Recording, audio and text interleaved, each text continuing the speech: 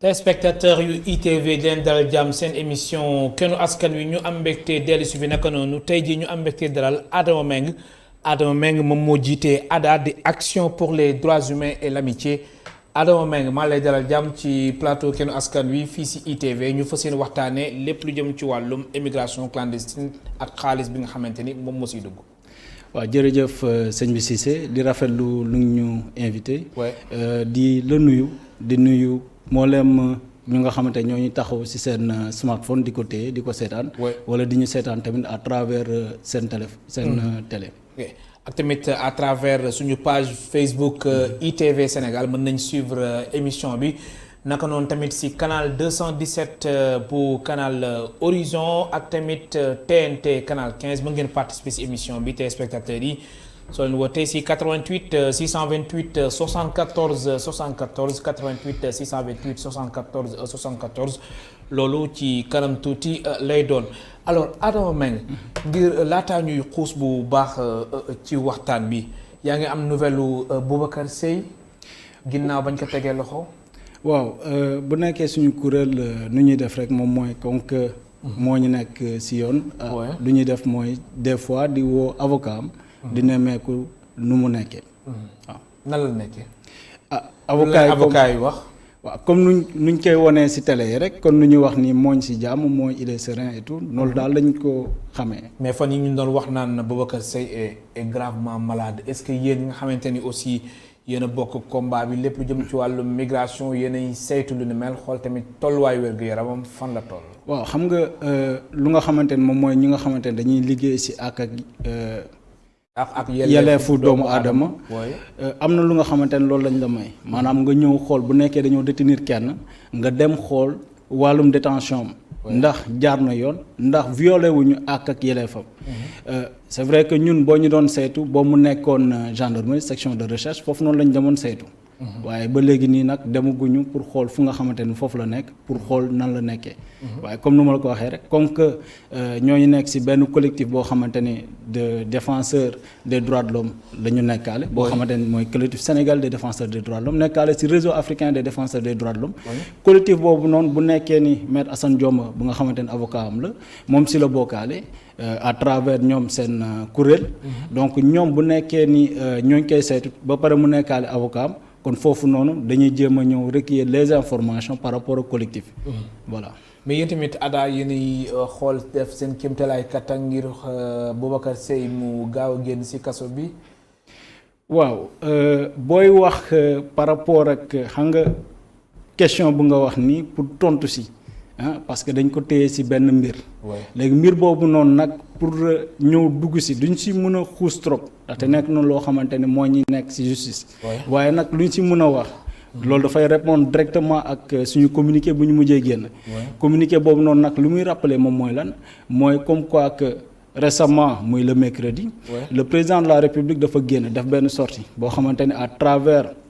conseil des ministres mu ñëw effectivement léegi si loolu noonu nag lu ñu ciy wax moom mooy dafa ñëw wax ni gouvernement am rawatina ministère des affaires étrangères ñu ñëw saytu lépp lu nga xamante ne moom moo ñëw si yelloo question migratoire yi mu ñëw am benn gëstu bu ñu si def waaye ñun nag dañoo wax ni le président warul yem si loolu rek lu mu war a def mooy dafa war a gën a xuus boobu noonu nag nan la koy defee mooy mu ñëw def benn injonction par rapport à ces corps de l'État maanaam corps yi nga xamante ni ñoom ñooy ñëw saytu te ñooy loolu mooy seen liggéey corps yooyu noonu nag bu ñu ko saytoo nag dinañ mën a xam réellement chiffres yi ñuy jot a avancé est-ce que c'est réel ou pas dinañ mën a am tamit benn vision claire par rapport ak ñu nga xamante ni mooy service étatique yi nu ñu gérer woon de 2005 à nos jours lépp lu nga xamante ni moo jëmoon ci fonds migratoire lu weesu loolu tamit muy organisation yu nga xamante ni c'est national ak international yu jot a yor ay financement yoo xamante ni géré nañ ko. xam naa ni question boobu soxal na la moo tax nga anticiper si boobu la laaj mais daañ si ñëwaat ci kanam tuuti ak ci beneen fànn. alors ADHA mooy lan ADHA. waaw ADHA mooy tudd maanaam kuréel la bu nga xamante ni. ñoo ngi koy tuddee Action pour les droits humains et l'amitié. mu nekk benn kuréel boo xamante ni ñooñu ko créé en 2000 ñooñu ko reconnaître fii nii au Sénégal en 2007. 2007 ay ndaw ñoom ñoo ko ñëw tëral. ndaw yooyu noonu nag ci contexte 2006. la ñu gisoon ni que boo dee xool charte africaine de la jeunesse. ñooñu ko signé en 2006 ratifié ko en 2009 léegi dañoo gisoon ni que fii nii ci Sénégal ak yelleefu ndaw yi demeewul woon noonu. léegi nag ndaw yooyu noonu nag ñoom ñoo regroupé wu ne ñun dañu war a aar suñu àq ak yelleef bien vrai que ndaw lañ parce que pour rappeler rek chiffres yi charte africaine de la jeunesse lu ñuy wax ndaw moom mooy koo xam ne dafa am âgé de 15 à 35 ans boo nekkee ci tranche d'âge boobu noonu ci nga nekkee ndaw boo ko dépassé nekkatoo ndaw léegi ndaw yooyu noonu nag ne gisuñu benn kuréel boo xamante ni jug na rek uniquement pour xeex àq ak yelleefu ndaw yi léegi nag boo waxee àq ak yelleefu ndaw yi dafa yaatu trop. oui mënoo ñëw laal lépp ñu fan ñu ko nekk ñooñu seen xel lu mu gën a màcc moom mooy migration muy flux migratoire mixte. boo waxee flux migratoire mixte moom mooy les demandeurs d'asile les réfugiés ak lu nga xamante ne moom mooy les migrants même si man bëgguma ñu utiliser terme boobu noonu muy migrant économique. après naa si gën a xuus pour expliquer lu tax bëgguma loolu. léegi ñooy noonu nag loolu lañ doon xeex. léegi organisation boo si nekkee nag bon dafa am ay chartes yu nga xamante moom ngay tëree. maanaam 5 ans la ñu am mandat. bureau boobu ba mu fi jógee maanaam beneen bureau bu ñëwaat ñu am ay antennes yoo xamante ne yamuñu rek Sénégal 3e bureau mooy ñun ñoo ñëw en 2018. oui yéen a ñëw en 2018. donc 2018 ba léegi yéen a ngi gérer ADHA. waaw ñoo ñuy jéem daal. teg suñu pierre à l'édifice. alors depuis 2000 lan nga wax sax 2007 la commencé. mais ñun ñoo ñu ñëw en 2018. très bien léegi 2018 ak 2020 ndax gis nañ 2021 mu ngi soogee tàmbali. ñu ngi ci ñaar fukki fan ak juróom-ñeent. muy 29 janvier. soo doon def benn bilan à mi-parcours lan ngay wax Adama Mbengue. waaw bu nekkee bilan par rapport ak ADHA. oui seen action yi ngeen jot a def surtout nag lu soxal wàllu migration question migratoire. tout à fait bon de 2018 d'abord acte bu ñu njëkk a def mooy dañoo def l'état des lieux. oui dañoo amoon ay suñu yenn partenaires yoo xam dañoo jógee université de Michigan ñëwoon fi nekk ay universitaires ñoom boo ñu fi ñëwee nag dañoo ñëwoon pour def benn enquête boobu noonu ci ñaari wàll la. benn bi sur la situation des jeunes la maanaam chômage des jeunes beneen bi les enfants de la rue. Maintenant puisque enfant de la rue bi laaloon na benn tranche d'âge ba 15 ans te 15 ans laal na commencé na laal charte africaine de la jeunesse moo doon wax noonu. muy jeune loolu moo tax ñu duggoon ak ñoom. ñu def Sénégal def ci 5 régions yoo xamante ne def nañ ko ci enquête yooyu noonu ñu xaw ko poussé waat ñoom boo ñu delluwaatee. parce que ñun tamit pour rappeler ADHA ñu ci nekk ñu ci bëri ñenn ñi c'est des doctorants ñeneen ñi c'est des maîtrisards ñoo xamante ni. droit lañ def ñii droit migration ñeneen ñi tamit seen xel ci yeneen wàllu la màcc. yow droit nga def. waaw léegi boo ñu paree ci loolu noonu nag ñu xool bilan bu ñu def ba journée internationale de la jeunesse. ñu defoon benn cérémonie boo xamante ni invité woon nañ toute la presse. jàngat bu ñu ci amoon mooy lenn dañoo gis ni que ndaw yi menaces yi moo doon peser wu ci seen kaw moom mooy d'abord. bu ñu xoolee suñu système éducatif dafa nekk système éducatif boo xamante ni méngoowul ak ñun suñu réalité. maanaam boo demee ba pare te loolu noonu ay chiffres wane na ko. boo xoolee rapport agence nationale de statistique et de démographie lu ñuy wax moom mooy chaque année il y a 300 000 jeunes qui frappent à la porte de l'emploi. Il y a que moins de 30 000 qui sont pris. Maintenant 270 000 yi nga xamante ni ñoo des nan la ñuy def après dañuy chômer. wala soit ñu jéem a migrer beneen moom mooy côté violence. parce que tey jii nii bu nekkee amoo xëy amoo dara nga nekk ci plage yi entraîné wala nga toog defoo dara loolu noonu mun na la ñëw tax nga soit nga dem valser wu ci yenn dérives yi di dem ci baar yeeg yooyu noonu di mandi foofu noonu doo mën a contrôler sa bopp. beneen moom mooy da ngay ñëw nar a agressé ak yooyu. 3e point bu ñu kii nag menace bi moom mooy migration. dañoo gis ni que foofu sax lañ commencé di alerter ne jeunes yu bëri dina nar a doon benn bombe boobu noonu moom mooy lan jeunes yu bëri. te yeneen enquête tamit prouvé na ko. muy enquête seen enquête bi maanaam li xewoon jamono yi ci ginnaaw. dafa leen jox dëgg. effectivement loolu bettu leen nekkul lu leen bett. ci loolu sax laay tëjee sax. te dafa am benn enquête bu nga xamante ni benn cabinet américain ak waa IFAN def nañ ko ci loolu sax la ñu xuusaate gis ni que 75% des jeunes qui ont été enquêtés veulent quitter le pays dès qu'ils en ont les moyens. loolu lu muy und mooy lan 75% des jeunes. téeméer boo jël juróom-ñaar fukk ak juróom. waaw nga baal ma ci kii bi c'est bon. bon loolu mooy lan ci ñeenti jeunes. ñett yi dañu bëgg a quitter dëkk bi. muy de façon régulière wala irrégulière. malgré PSE bu fi nekk malgré gaz bi ñu si découvrir malgré tamit pétrole bu ñu wax ni découvrir nañ ko parce que ñoom ils n'ont plus d'espoir donc loolu noonu nag moo tax ñu ne fii nii daal il faut ñu am action yu ñuy def.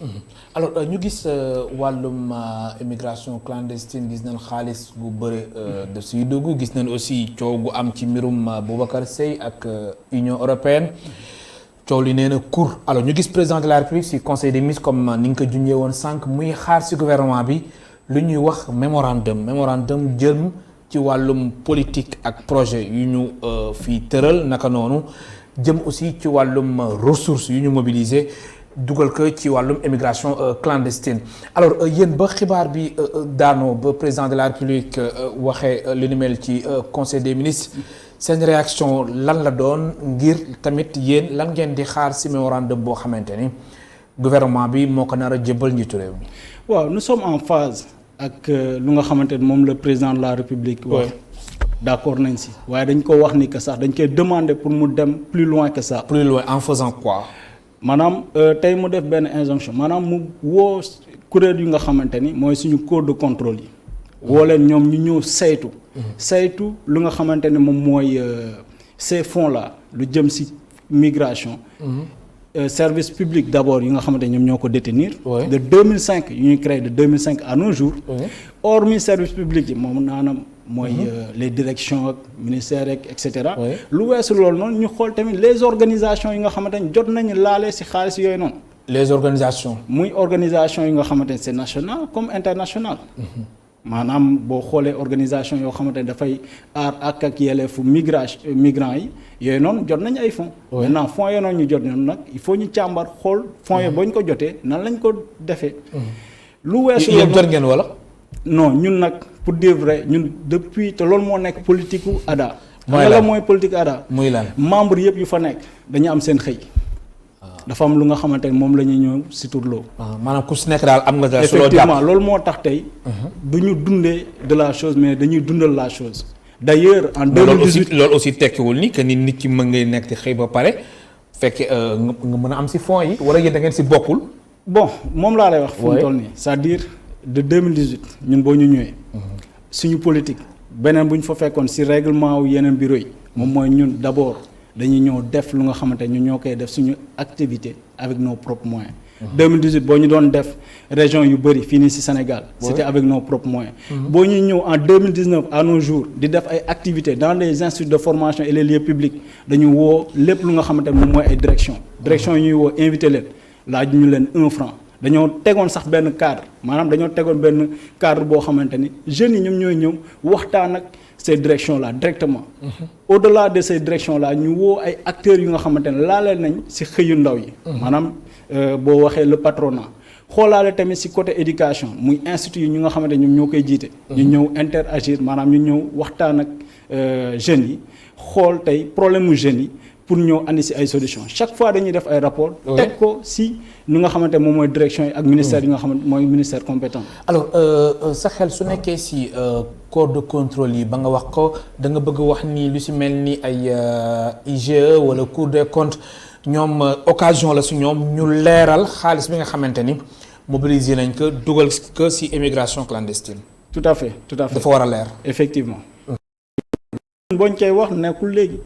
boo ñu koy wax en 2018 boo mu nekkee yéen a ñu doon suivre. bien sûr bu ñu doon def près de 38 communiqués yu ñuy def. 20 yi ci migration la direct. te xaalis bu bëri dugg na ci migration bi. waaw xam nga loolu noonu rek démb rek ci seen yeneen naataango. ku nga xamante ne moom moo fi teewal. waa Union européenne am na leen lu nga xamante ne wax na ko. te loolu leer na nee na de 2005 ba à nos jours près de 2000 milliards moom la ñu investir ci domaine migratoire. mais bëri na de. waaw bon bëri na de mais loolu xaalis anam sëy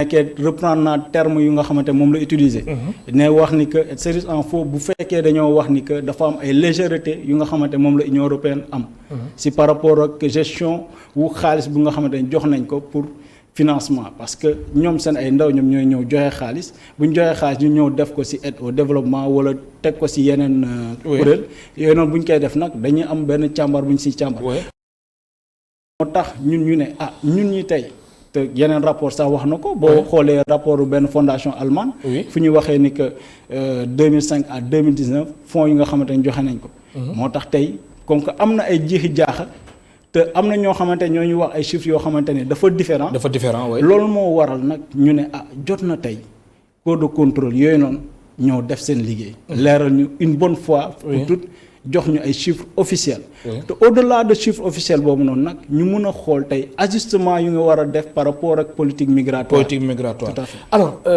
si sa gis-gis xaalis bi su demoon fu mu waroon dem wala su duggoon fu mu waroon dem situation immigration clandestine bi du mel ni mel. waaw boo xoolee situation immigration bu nekkee rek dañuy xool lu nga xamante ne moom moo am gis nañ ni que chaque fois dafay gën a yokk kon xaalis bi demul fu mu war a dem. bon ñun lu ñu yàgg est-ce que mën nañu wax loolu Adama Mbengue. bon ñun lu ñu mën a wax pour mu leer quoi xaalis bi moom laa lay wax tey jii nii sëñ bi Cissé ñun lu ñu yàgg a wax mooy lenn. suñu à travers suñu communiqué. nee nañ am na fonds bu bëri boo xamante ni dugal nañ ko ci migration bi. maintenant fonds boobu noonu nga xamante ni bëri na lool ñu dugal ko ci migration xëy na lu nga xamante ni moom mooy suñu réalité socio-économique ak culturelle moom moo ute ak tey jii nii ñu nga xamante ni ñoom ñoo teg politique migratoire yooyu noonu. te suñu communiqué yooyu noonu wax nañ ni que Sénégal musul nekk maître ci politique migratoire am. beneen affaire tamit bu am tamit moom mooy y a jamais eu de politique de réelle politique de jeunesse bu nga xamante ni am na amul loolu moo tax ñu ne tey jii nii war na tax. ak projet yi fii nguur gi teg yëpp. moom laa lay wax xam nga tey jii nii bu nekkee tey médecin da nga dem ci benn médecin. mu war la consulter yow lay consulter ndaxte yow xool ban jàngoro nga am. bien sûr mais est-ce que les jeunes tey ñooñu leen di déglu xool ban problème la ñu am. di nga ma wax peut-être am na conseil bu fi am conseil national de la jeunesse ak amaan na beneen conseil bu ñu war a tëral. mais génnal ci biti nga laaj ndaw yi. est-ce que ñoom xam nañ sax luy conseil national de la jeunesse. amuñu ko xamuñu ko. mais Ada pour man tontagoo ma si. tontu bu may xaar c'est-à-dire xaalis bi bëgg man ma andi. non du question dama bëgg mu leer. c'est-à-dire xaalis bi. bi dugg ci wàllu mbëkk mi. est-ce que dem na fu mu.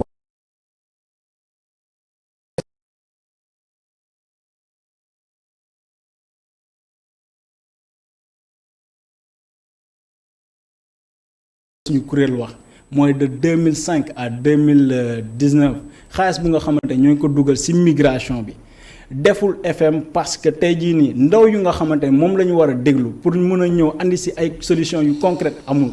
tey jii nii bu fekkoon ni fu ñu ko dugal jaaroon na yoon trop xëy na tey jii nii migration bi andi nañ ci solution saafara. mais malheureusement chaque année da ngay jël ampleur bi quoi. effectivement parce que tey peut-être que les médias ñoom bon boo ñu ñëwee ci affaire récemment au mois d'octobre novembre la ñu ñëw xoolaat phénomène migratoire bi muy Barça retour Barça au Barsac mais bien avant ça en 2018 2017 même 2017 boo ñu doon wane Libye ñu nga xamante ne ñooy doon ñëw lu ñu woowee trafic illicite de migrants di jaay seen organe wala di woo seen parents fii nii di leen wax pour demander ay rançon donc loolu noonu dafay wane ni que de 2005 à nos jours la migration chaque fois dafay gën di yokk te mooy jël yenn ampleur yi loolu moo tax tamit ñu ne le président de la république war na ñëw déglu ndaw yi te fi ay yenn kuréel yoo xamante ne peut-être ñoom ñoo war a ñëw yoo xamante ne ay ndaw ñoom ñoo ko war a gérer. pour mun a ñëw pas ñu doon ay conseils. parce que ñun suñu départ on s'est dit que conseil bu ñu wax ni moom la ñu bëgg a créer soxlawuñu loolu ndaw yi soxlawuñu ay conseils. ah bon ban conseil national pour l'emploi et l'insertion.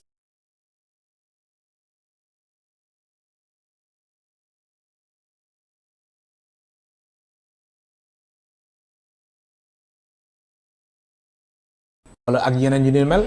xam nga tey nga bëgg a yor ay kuréel yu bëri fond de roulement wu kuréel yooyu noonu mënu woon saafara leneen. baal ma daf mel na am na suñu téléspectateur buy insister ñu jël ko allo allo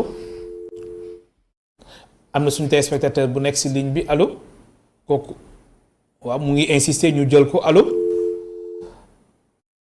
allo am na suñu téléspectateur bu nekk ci kat allo. Allô? Allô? Allô? Bonsoir, monsieur Cissé. Allô? Comment allez-vous? Allô? Allô, bonsoir, monsieur Cissé. Naka def? mais kii dafa mel ne madame Tall la de. Man la kay, ça va bien? mais madame Tall gëj nañ la dégg suñ ko mënee dégg bu baax. C'est vrai, ça va bien? Allô? Ça va, alhamdulillah. suñ ko mënee dégg bu baax.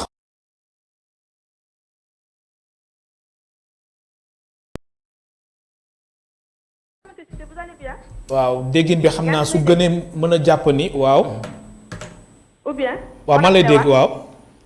allo. madame Tall waaw man lay dégg. ah d'accord ça va bien monsieur Cissé. alhamdulilah madame Tall gëj nañ la dégg. gëj nañu déggante kay c'est vrai. wala itte yi la. fu mu mën a nekk maa ngi lay suivre. merci beaucoup. mais sauf que des fois comme ni ma la waxoon YouTube bi du tout le temps rek ngay am rediffusion bi daal. oui. foofu war ngeen ci def gën a yokk góorgóorlu. ok ñu koy rediffuser pourtant dañ koy rediffuser guddi gi de. des fois nag peut-être suñu programme yi su xawee déborder rek. non man ci YouTube laa ko faral di xool des fois dafa koy gis foofu ñu def ko fa. non YouTube chaque jour dafay dugg. ah.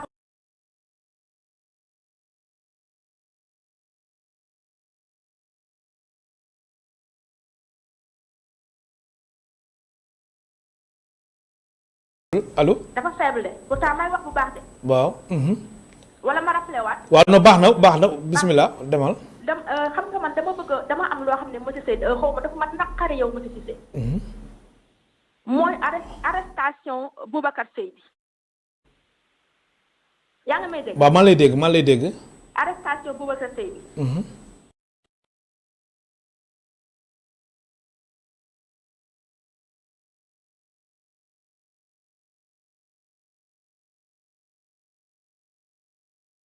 xool yëpp a naqari. parce que Boubacar Seye mérité wul ñu koy arrêté xam nga li ma la wax est-ce que yaa ngi may dégg. oui maa lay dégg waaw. Boubacar Seye mérité wul ñu koy arrêté parce que boo xoolee kii ni mu daj ni muy sonne nekk un militant des droits. xam nga le président de la République du Sénégal dafa war a dépasser yu demee. waaw comprendre nga. allo. waaw maa lay dégg. xam nga Sénégal bi dañu war a dépasser. genre demee ay histoire demee nii est-ce que comprendre nga. waaw. ay journaliste wala ay militants des droits de l'homme yu demee noonu warul leen di arrêté. ci ay affaire lan diffusion de fausses nouvelles. wala ay diffamation yooyu dafa nekk yoo xam ne dañu ko war a dépassé. le président actuel il est jeune. il a tout son avenir devant lui. mën na nekk ci yeneen posture yoo xamante ne ëllëg ñu dama ko ci yeneen institution grandes institutions ñun loolu lañ koy ñaanal est-ce que comprendre nga. oui. donc yii ne dafay def ay tâches ci parcours am. ci loo xamante ne ay yoo xamante ne et puis moom li gën a li affaire de dafa naqar Sénégalais. parce que kii dafa yàgg di dox di wax di def ci ay moyens boppam. parce que ku ko xam xool ni mu nekk ci diaspora bi di dimbali migrants yi fu mu mën a ne moom moo doon seen porte-voix xam nga li ma la bëgg a wax. waaw dafa sonn ci migrants yi. dafay def kattanam def ko ci def. donc ku mel ni boo ko jëlee di ko.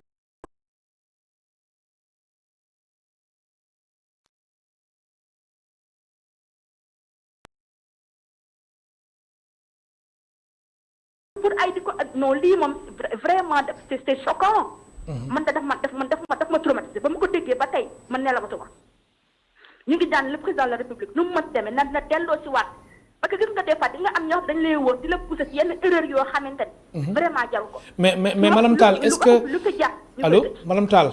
waaw est-ce que da nga jàpp ni loxo président de la république mu ngi si wala yoon moo def liggéeyam. waaw monsieur Cissé ma nekk li benn affaire. oui. président de la république le 31 décembre neewul la loi c'est moi. maa lay dégg madame Tall maa lay dégg waaw. nee na moom la loi c'est moi moom moo ko wax ñun kenn ko de moom moo ko wax boppam. donc fi mu ne lépp lu mu def lépp lu dañ ko def dañ naan ko moom moo ko dicté.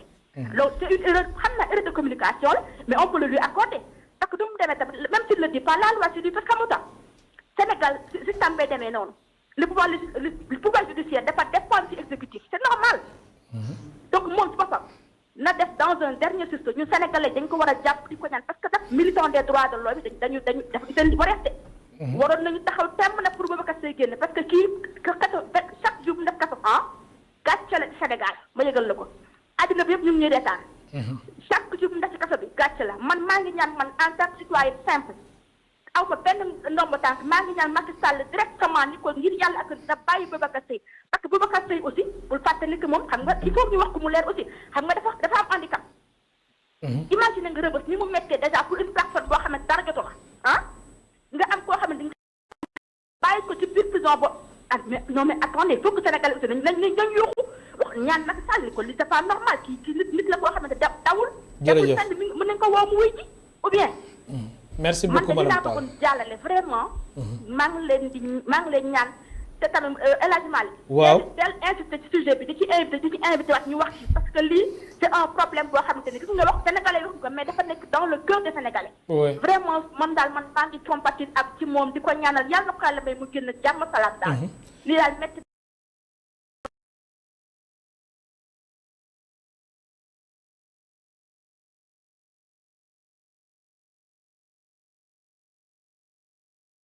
Baye Boubacar Seye.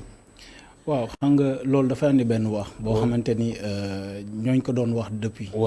mooy lan mooy tey jii nii lu nga xamante ni moom mooy comme réseau africain des défenseurs des droits de l'homme boo xoolee ci sous-région bi di nga gis ni que ñoom am na benn point boo xam dépassé nañu ko.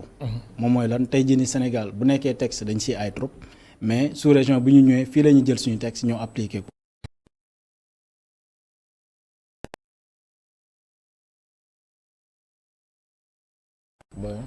maa ngi fàttaliku rek benn waxu Kofi Annan bu mu doon wax ni que tey bu nekkee nit ñi dañoo ànd ak jàkkare dañuy ñëw woo les défenseurs des droits humains bu nekkee dañoo war a ñëw ut kenn koo xam moom moo ñëw war a défendre les citoyens les défenseurs des droits humains ñoom ñooy nekk devant xeex pauvreté ñoom ñooy nekk devant mais tey jii nii ñan ñoo ñu war a aar am na benn texte boo xamante ne ñooñu ko war a adopté ñooñu ko waroon def bu yàgg bind nañ ko mais mooy ci couloir yi ba léegi alors fonds fiduciaire de l'Union européenne du UE ak li xew ci mbirum Boubacar Seye déclaration am est-ce que jotul aussi ñu xoolaat bu baax a baax doxalinu fonds yi xool tamit yeneen stratégie yu bees ngir lépp mën a jaar yoon. waaw xam nga répétition rek la peut-être ñu ñuy déglu xëy na ñoom kàllaama bu ñu koy génnee moom la ñu comprendre mais loolu noonu sànq ba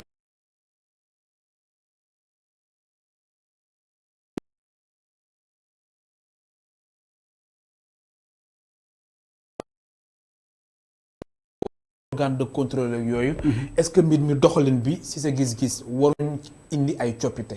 waaw moom laa la wax c'est-à-dire tey jii nii même hormis kii xam nga tey jii nii démb rek boo nga xoolee la dame bu nga xamante moom moo fiy représenté Union européenne boo demee seen site ñoom dañ lay woon lépp lu nga xamante moom mooy projet tout à fait lépp luy projet ñëpp ñoo xamante ne demoon nañ laale wala mus nañ ñëw travailler dans te ñoom nee nañ tout est transparent moom loolu la ñu wax bon si waxam rek la ñu mën a waxu Union européenne si waxam rek la ñu mën a sikkandiku ñun tamit les ak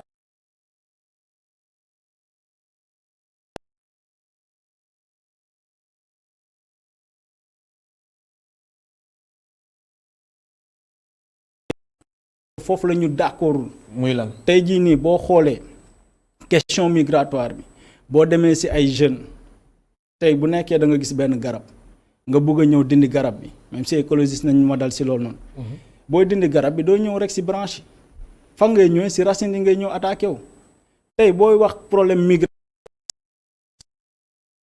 même yenn organisation foofu la ñu utee ak ñoom tey booy wax ci problème migration da ngay ñëw d'abord sur les potentiels migrants xool potentiels migrants yoo noonu lan moo leen poussé pour ñuy jéem a dem mais tey ñu bëri dañoo foog ni la migration te loolu jàngale wuñu ko ci benn université la migration nekkul rek les Sénégalais de l'extérieur potentiel migrants yi lan mooy seen jafe-jafe ñaata jeune pour ñëw ci benn direction boo xamante ne moom mooy direction ñuy def mooy seen convention état emploi nan la ñuy def dañuy jël ay ndaw yoo xam ne dañu leen envoyé sur des call centers ñeneen ñu yóbbu leen ay yenn kuréel yoo xamante ne wala yenn entreprise yoo xamante ni xëy ñu fay mooy centre d'appel yi effectivement oui liggéey ñu fay am mais ay salaire yu nga xamante ni du leen jëriñ dara la ñuy gagné jeunes yooyu noonu bu ñu gisee ni que à côté boo demee Maroc nga gagné 3 fois lu ngay gagné fii nii mais dañuy dem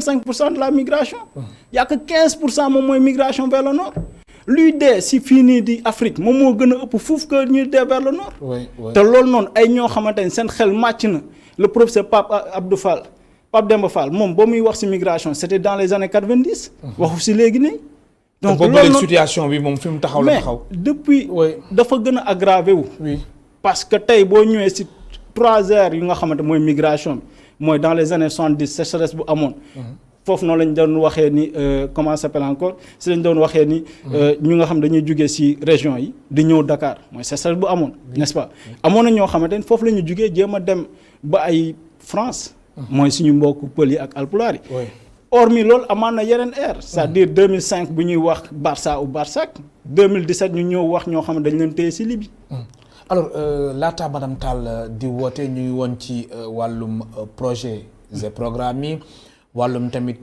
DER wàllum conseil national pour l'emploi et l'insertion des jeunes bi njiitu réew mi taxawal te xamante ni mbir mi mu ngi ci yoon alors yow da nga bokk ci ñu jàpp ni loolu di indi solution. waaw xam nga jeunes yi dañoo sonn ci conseil boo amee benn population boo xamante ni jeune la moins de 18 ans la population la plus active 72% sont les jeunes. oui kon jeunes yooyu noonu war nga jox benn cër bu nga leen war a jox. kon conseil national pour l'emploi et l'insertion des jeunes am ci sa gis-gis amul lenn lu muy saafara ci mbir mi. gis nga boo xoolee benn amul benn saafara bu nga xamante ne moom la koy def. pourquoi boo xoolee d'abord conseil national bu fi amoon nga xamante seen mandat jeex na depuis 2019 ban njëriñ lañ fi am conseil national boobu noonu. amuñu benn njëriñ ci jeunes yi demal ci coin de rue bi fii nii nga laajte ñaata ban jaaxle moo am. nga laaj leen ndax am na njëriñ boo xamante ni wala xam nañ sax ni am na conseil national de la jeunesse. mais tamit aussi lu weesu loolu noonu tamit am na ministère boo xamante ni am nañ ko muy ministère de la jeunesse tey jeunes yi boo ñu amee ay jafe-jafe mu am ay beaucoup de jeunes yoo xamante ni dee nañ ci mbëkk bi. est-ce que ñëw nañ masawu leen. mais aussi est-ce que jeunes yooyu yëpp war nañ tamit di xaar nguur gi. waaw. waruñu ndax fekkee ne yow da nga gis ni conseil yi. amul njëriñ mais ñoom seen wàllu bopp sa gis-gis lan nañ war a def wala dañ war a doon ay entrepreneur ñoom tamit. xam nga tey mooy enquête ñëwaat ci enquête yooyu noonu moo waxoon tey ñaata jeune nga fiy gis ñoo xam jëm nañ entreprendre. am nañu ci réussir quand même. am nañu ci réussir. loolu moo tax ñun fépp fu ñuy dem mooy action yi nga xamante moom la ñu mëne malgré pandémie nu mu am moo tax ñu wàññi ko. bu ñu demee ci ay gox di def journée de consultation des jeunes dañuy ñëw waxtaan ak ay ndaw gox bu nekk tey bu ñu waree ñëw sa koñ gis na ni que yow benn personne de référence nga dañuy ànd ak yow gis ni que kii ndaw la réussir na ci domaine bi ni pourquoi pas ngeen def ko ñoom. malgré que am na ay lënt yoo xamante ne am na. alors wàllum projet et programme yi. fekkee ni yow da nga gis ni conseil national pour l'emploi et l'insertion des jeunes président de la République war ko woon taxaw ci sa gis-gis. état bi wala autorité yi tamit ci yan yoon nañ war a jaar ngir mën a saafara lu ni mel. waaw comme lu ñu waxoon solution bi. gouvernement bu gën a am solo gouvernemental maanaam ñu tëral ay politique de jeunesse yoo xamante ne ndaw yi ñoom ñoo ko war a tëral pour ndaw yi. maanaam ndaw yi ñoom ñoo koy càmbar pour ndaw yi. foofu noonu mais aussi foofu état bi du leen accompagner. ci foofu non daf koy accompagner. oui parce que bu ma waxee loo xamante ni solution gouvernementale. état bi moo ñu ci. am na ci wàll. maintenant jeunes yi soxlawuñu conseil li ñu soxla mooy ñu mettre les conditions yi nga xamante ni ils vont. dañuy teg ay conditions favorables. dañuy def ay actions. parce que tey jii nii man bu ma ñëw di la sensibiliser bu ma waxee fii lay dugg jaar fene bu nekkee andiwuma benn solution bu concrète boo xamante ni tëral naa la ko fii rek lay dugg génn fene tey bu ma demee benn gox ne ndaw yi bu leen jël gaal bi bu leen def lii. wax leen dem leen déposer peut-être pour ñu kii leen pour ñu ñëw ay DER ak yooyu noonu ñu dem fa ñu rejeter seen papier. kenn accompagner wu leen mais ça va poser problème au-delà de ça ñun am na yeneen solution yu nga xamante ne batterie de solution yoo xamante ne mettre nañ ko en œuvre te ñooñu ci doon wax bu yàgg ba léegi nii. moom mooy lan tey jii nii pour ñëwaat d'abord ci éducation bi ñëpp mënuñu doon ay marketeurs ñëpp mënuñu doon ay journalistes ñëpp mënuñu doon ay comptables yow ñaata CV ngay jot par jour. chaque année les jeunes c'est comme des criquets jeunes yu bëri dañuy ñëw déposer seen CV. te école formation yi tamit.